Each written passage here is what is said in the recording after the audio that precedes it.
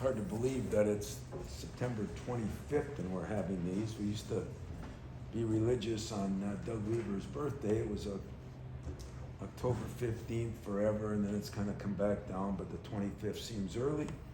But at the same time, I'm excited to get started. It seems like basketball never ends now.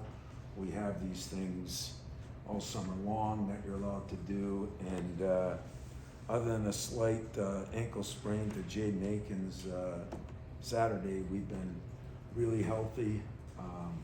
Getting Malik Hall back in about beginning of August has really helped. He's still not maybe 100% back as far as skill level in that, but he is 100% back as far as health, and that right now has been something he hasn't been 100% since probably his sophomore year. So very encouraging with Malik. Real quickly before I open it up to some questions, depth, we have it. Those of you that were upset with me last year for not going and getting more depth, I understood. Now that the same set of people are saying, how are you going to play 11 guys? And so it's a good thing media and fans are all alike. You can't please everybody. But I think the biggest plus with having a deeper team is I got enough veterans, and they've done an incredible job of working with the 4 freshmen. And you know, my theory of player-coach teams is always better than a coach-coach team, and those players have done one hell of a job acclimating relationships in this transaction BS world we're in. We actually still have a relationship-based program that we're going to have as long as I'm standing in front of you, or I won't be standing in front of you. So I'm excited about that. I think we do have some guys that have improved a lot. We've got some guys that have gained weight. Jaden 10 pounds, Marty 20 pounds. We've had a guy that's lost some weight that I think is important, and it's been a very fun and enjoyable summer and fall. It always is when you don't play a game and you don't have a loss. Until then, I'm going to continue to have fun. After that, it might not be as much fun. So you probably have more questions than I have time. I was sorry, but I was meeting with one of my favorite football players, Lorenzo White, and that was, so I put you off for 5 minutes. My apologies. Questions? Tom, you're probably going to be in top 5, top 10 status when the polls come out. Hallelujah. And that's going to be new for a lot of you guys. It's been a couple of years since you did that every season. What do you need out of the veterans on this team to kind of navigate that? Well, the realized rankings mean nothing would be one, and I think when you've gone through things like AJ, and you know, when you've gone through last second losses to UCLA, then watch them go to a Final Four, when you see what happened last year and how close you really are, and there's always some things that happen in the NCAA tournament that somebody always loses. Every year somebody lost, meaning that you would have played. Last year it might have been Tennessee, where you expected to play. I can't remember, I think the year that we got beat by UCLA, it was Texas who got upset in the next round, you know? So you meet your path better. I think those guys understand that, but I also think they realize that rankings don't mean a lot. What I like about the rankings for us is I think it's been earned. You know, our players have developed. We've gotten a little older. They're not because of necessarily a recruiting class. They're more from the body of work we've done, and I think that makes it where it's been earned, not given. The last time you had a class like this, you didn't have a lot of, it was like the Miles, Cassius. You didn't have a lot of upperclassmen to lean on. What is the, can you speak to the value of the older guys, that these guys sort of have to earn their way, as heralded as they are, and what that allows you to do and how that changes that dynamic? Well, I think it's true. You know, I look at Kentucky, and you know, when they bring in a slew of freshmen, I said to my assistants the other day in practice now, and I feel, you know, bad. I mean, it's hard to do that and just have freshmen with no upperclassmen leadership. And I think I had one class that we didn't have as much leadership in the junior and senior class, and that created problems for our freshmen and sophomores that lived with it for a while. These guys Malik, AJ's done a pretty good job. Malik, Tyson, Jaden has done a great job. Marty's done a great job with the younger guys, and they can do a better job than I can do. So it really, I think they're going to be better players because competition is going to be better because they bring that youth enthusiasm and and everything. But knowledge is going to be better because our upperclassmen can do it. They can watch them do it, and so I think the combination of the two is going to really benefit us. I hope. Tom, hello, by the way. How does this team compare to the best teams you've had talent-wise, and how about like grit-wise, character, Yeah. basketball toughness? Yeah, some of that's yet to be seen. I mean, talent-wise, there probably is more talent in the freshman class, if I looked at it that way, of pure raw talent. And when you look back at, you'd say talent-wise, are they as good as the Cleves' teams? Well, and then you start going through it. Let's see, Pearson wasn't a top 200 kid. This guy wasn't a top this and that, So talent is sometimes an overused word. What I think we have is we have potential to have very good guard play. AJ keeps coming along, and we all know that that's been a work in progress. Tyson and Jaden have had a hellacious summers. Fears and Trey Holloman is maybe one of my more improved players. So that's been good as far as that goes. And then some of those wings like Cohen, it was great having Jason Richardson back 2 weeks ago because he was able to talk to him about, what it's like to just be a great jumper. Remember JR wasn't a very good shooter when he was here, but he worked on it. Cohen has been a worker. He's going to be able to play two positions, and we do have some depth inside. And it is going to be tricky on who you play.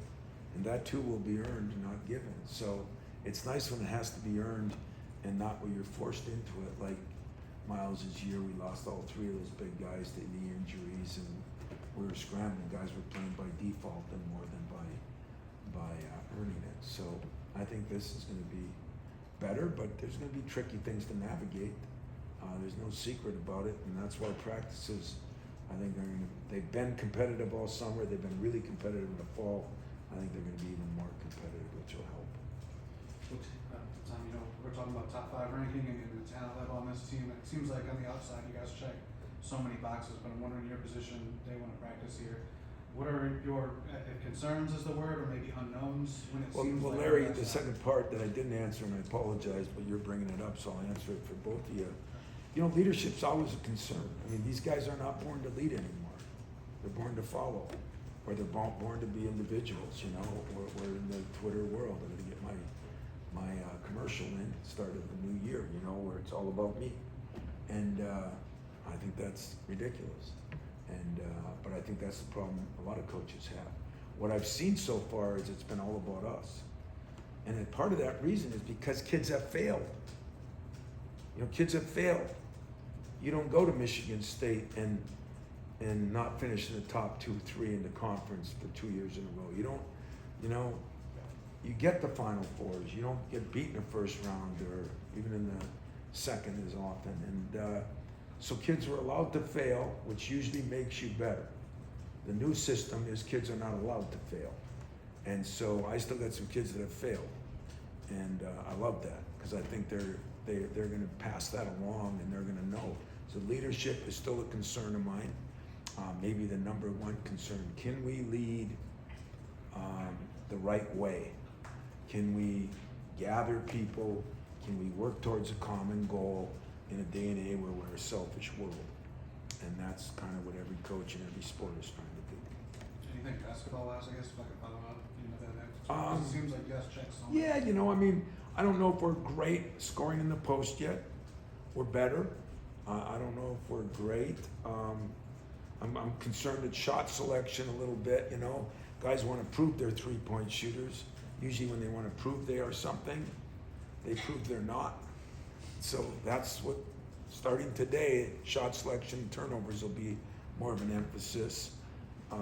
That's yet to be seen. And then the biggest concern is how we put everybody together and whether they can, you know, work together like it seems like they have. But let's face it, you know, their girlfriends, their buddies, their parents, you know, they haven't played 3 minutes in a game yet, so they have something to complain about.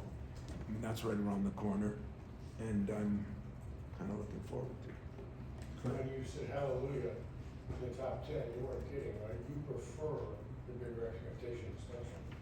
Yeah, I really do. I mean, I prefer it because it's been earned by so many guys in the past that's where they put the program.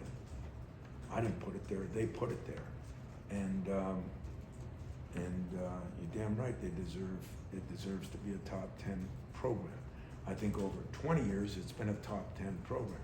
I think the last 2 or 3 years it has not been a top 10 program, and so back in the saddle. Now we got to stay in the saddle, you know. But yeah, hallelujah. I mean, it's not pressure when you've been there and done that. It's pressure not to be there. I didn't enjoy. Everybody says last year, the year before, you can sneak up on people. You know what? I'd rather run the race from the front than run the race from behind.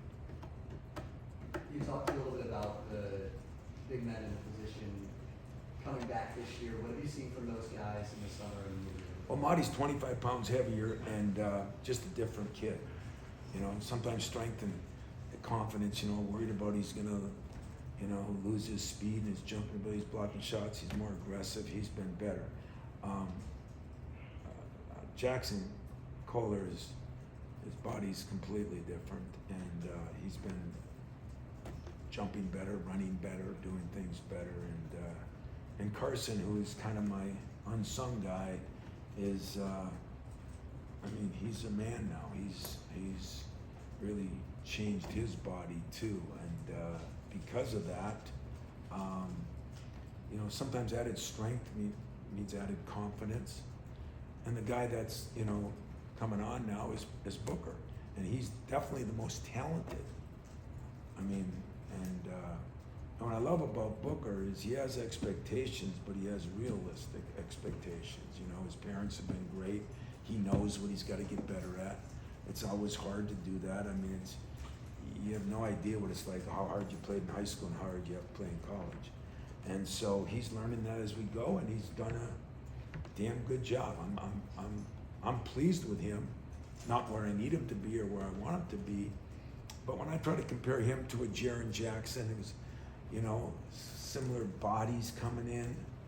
But Jaren, you know, Dad played in the league. He knew a little bit more in that respect.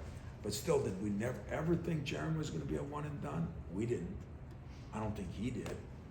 And he ends up the fourth player taken. So big guys are strange. What you see at the beginning of the year, you know, Draymond, Xavier, they were here 2 weeks ago, you know.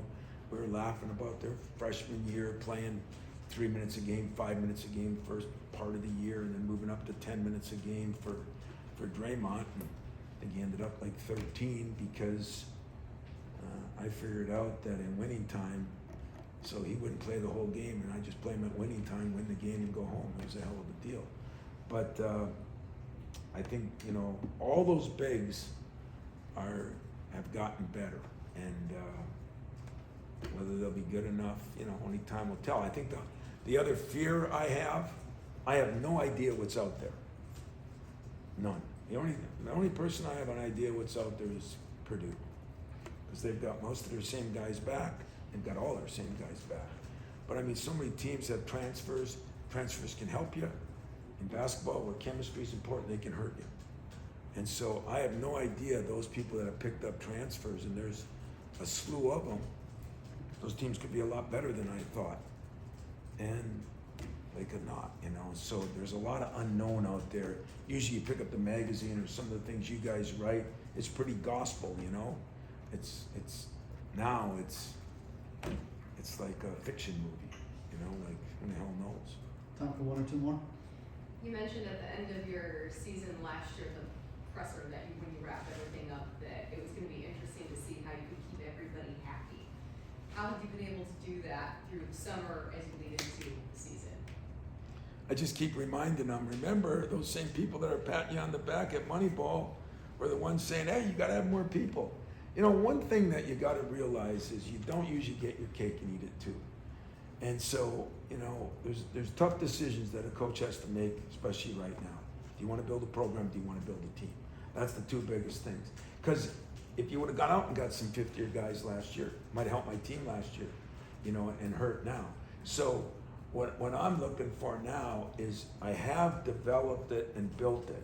So it's easier to tell those guys, you know, you're gonna play, but you're gonna play some of your limited minutes. And there's gonna be discussions every couple of weeks. There'll be no surprises. And we just had a big meeting with our staff that we're gonna chart more, we're gonna keep track of more what teams win when we have certain teams each game. Because what you usually find out is certain teams have best players, certain teams have guys that win games. You know, I don't get paid for best players, I get paid for winning games. And so, you know, is it gonna be I won't say a chore, because I don't think it's a chore. I think players will determine where they are, and if, you know what, I have played 11. I got a couple years I went to Final Fours, I played 11. I mean, and we haven't talked about injuries, you know, we're in the load management world now. So we got parents calling probably, you know, guys will be out because they sprained their pinky and they gotta take an extra 2 weeks. You know, none of those things have even come up yet. So there'll be a lot of things to deal with. All I know is this, right now, and I'll take one or two more questions, but right now, I like the chemistry of this team. It's always good when there are games. I understand that. But it's not always good when they're not games, because there's been years when I think there's been jealousies and this and that. I give our upperclassmen credit, you know, for a class that comes in third, fourth, sixth, whatever that class came in. These guys have handled it very well. I'll give the freshmen credit. I think they've showed some respect for the upperclassmen, because when I sat those guys down and said, remember now, they've almost gone to a Final Four. They were an eyelash away from maybe getting to one. They've also gotten beaten in the first round. They've been through it all. They know what it's like. Learn from them. Anything else?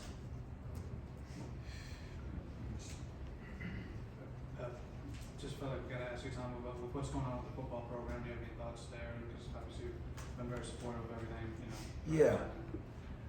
Well, to be honest with you, as you can imagine, I mean, I am focused in and excited. I mean, this wasn't phony. I'm excited about today, you know. But I also, I look at it and I rode around the tailgates in the last 3 weeks. And I just, the day has come where I'm really proud of our fans for, you know, we've been through a lot. We've been through a lot in the past too. I mean, you know, and Spartans are resilient. And, you know, I unfortunately don't know probably even half as much as most of you think I know, because I think everybody thinks when you've been somewhere 100 years, you know where all the bodies are buried and what's happened and what's going on and who's doing what and where and why and when, and I don't. I feel for those players. I feel for the staff over there that, you know, it's been dealt a tough hand. But I also thought there were some encouraging things Saturday. I loved the pregame stuff here. As I went around, I enjoyed people. I think we're rallying behind, and for that, I thank all the fans out there. And I thank the staff and the players over there for hanging in there. You know, adversity makes all of us stronger, and what will happen, you probably know more than I do. What I know is I'm supporting that football team because it's still my favorite sport. So everybody knows, it hasn't changed and it won't change. I don't know when it'll change. It's probably not going to change in my lifetime. And I will not miss a game that I can't miss. If I'm going to the road with them, I'm going on the road. And I think you all know what I believe, that to have a successful athletic department, you need a successful football team. But in saying that, I went to the soccer game the other night. We beat Indiana. Watched our volleyball team beat Michigan. I've watched the growth in our wrestling program. Our soccer women's team is back in the top 25.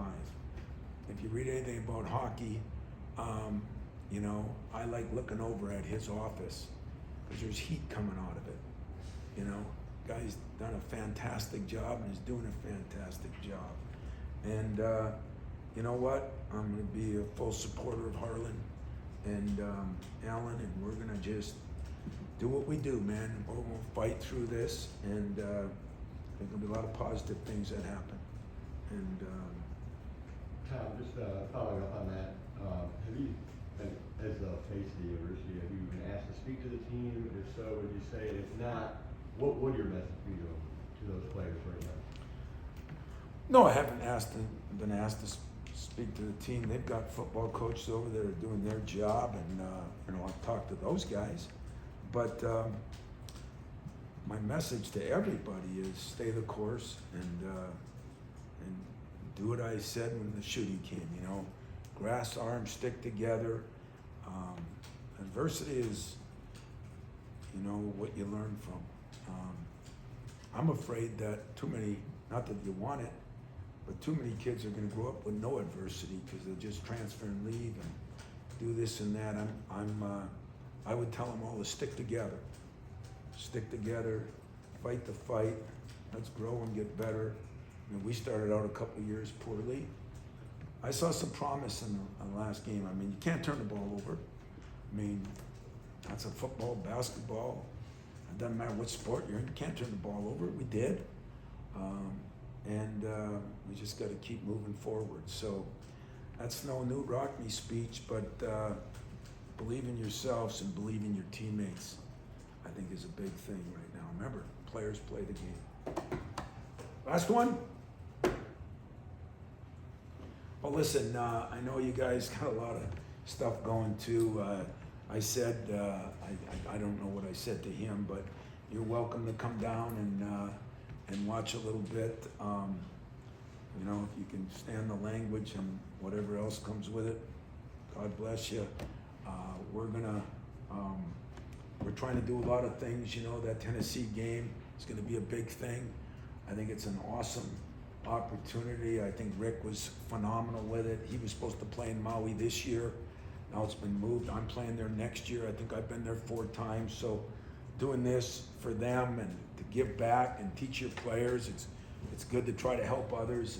That's a phenomenal thing. We're getting Midnight Madness cranked up. We're getting the sleep out in a tent. If any of you media guys had enough courage and women, you get a tent and sleep out and see what the real world lives like. And so I'd even have a media row if you had a little courage and wanted to do it.